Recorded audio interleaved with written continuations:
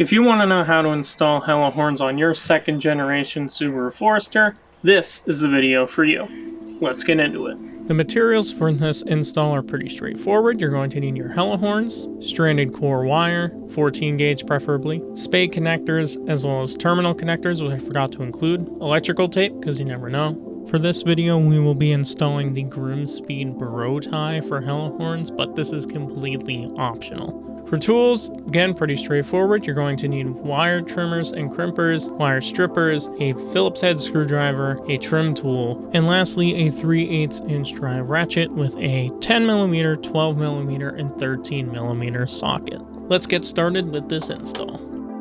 First thing you want to do is remove your grill. Now, you may have all your trim clips. I definitely don't. I have the two top trim clips, and then I have some zip ties on the side of the grill holding it together. So I'll need scissors to remove these. You may also need scissors as well for another tool throughout this process. I then go ahead and tilt the grill down once all the clips and zip ties are unhooked or removed. Then I need to unplug my lights that are on my front light bar.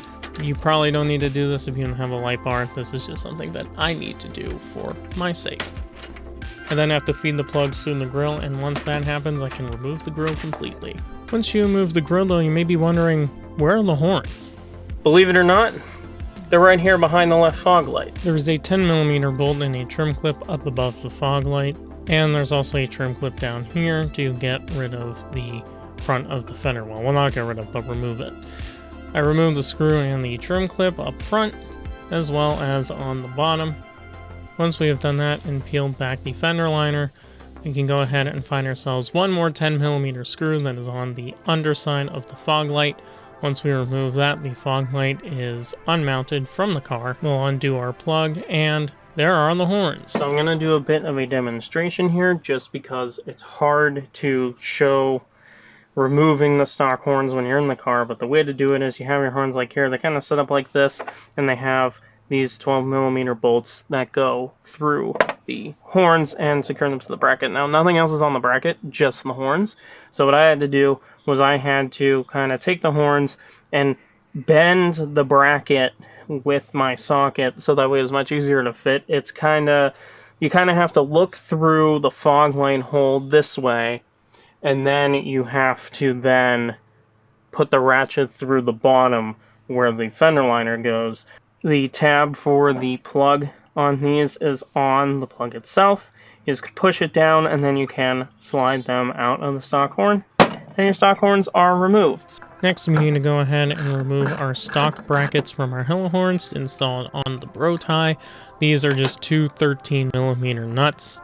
We'll use a ratchet to take those off. I mounted my horns in the bottom slots of the Bow Tie. It just lined up the horns the best, and in the middle of the grill. That's what's kind of nice about the Bow Tie, is you have that flexibility. We go ahead and tighten the 13mm nuts as tight as we can by hand. Also trying to make sure that the horn logos were lined up correctly so they weren't all over the place. Once we've done that, we can go ahead and start prepping our horns to get mounted. This is, of course, a mock-up. We will have to take the bracket off again later when we do the wiring.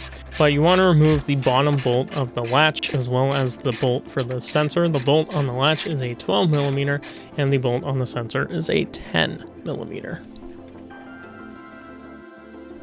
Once those bolts are removed, we can go ahead and use one of our 13mm bolts that came with our Bow Tie to mount it in that latch hole, and then use the bolt for our sensor to mount it into the notch. So you want to have that little notch, that narrow one, to be on the right side when you mount this into the car, so you can remount that sensor.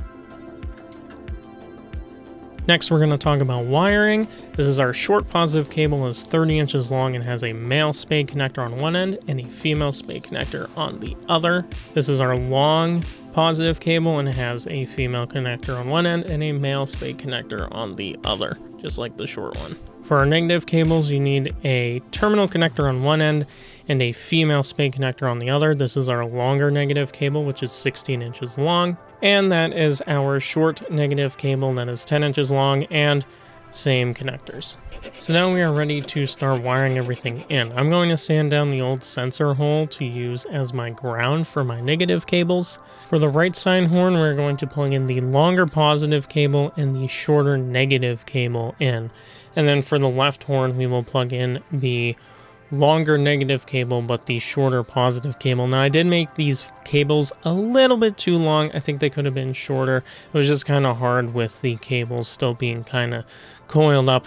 If the wires were a bit flatter, it probably would have been easier to manage. We're going to go ahead and put the 10mm bolt that came with our Bro tie into the negative spade terminals.